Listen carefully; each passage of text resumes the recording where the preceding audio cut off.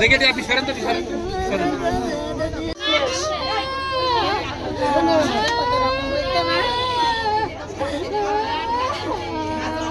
যশোরের শার্শায় বিদ্যুৎস্পৃষ্ট হয়ে হাবিবুর রহমান হাবিব নামে এক মালয়েশিয়া প্রবাসীর মৃত্যু হয়েছে।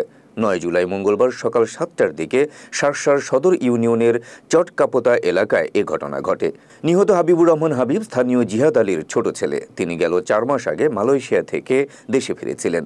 স্থানীয়রা জানান, হাবিবুর রহমান সকালে লাউতাড়া মাঠে মাছের ঘেরের সেচ পাম্পের পাইপের মুখের তার বাঁধতে গিয়ে বিদ্যুৎস্পৃষ্ট হন। ঘটনাটি দেখে তার স্ত্রী সুমি আক্তার স্থানীয়দের সঙ্গে নিয়ে হাবিবকে শার্শা উপজেলা স্বাস্থ্য কমপ্লেক্সে নিয়ে যান। সেখানে কর্তব্যরত চিকিৎসক তাকে মৃত ঘোষণা করেন।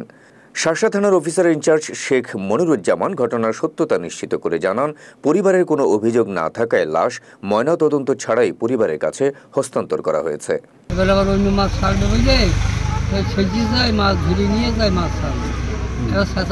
সকালে মাছ ধরতে গিয়ে আর একটু পানি চার্জে গড়িয়ে গেছে, সেখানে বেশি হয়ে গেছে, এরকম করে কাদা সরিয়ে বেরোর মতন করে আবার মোটর ধরতে গিয়ে শেষা শেষ হয়ে গেছে। মাছ ধরছিলাম, এখন ওই অল্প একটু পানি ছিল, সেই পানি দিয়ে আসছিল যে সব পানি শুকানোর জন্য আবার নতুন করে মোটর লাগাচ্ছিল।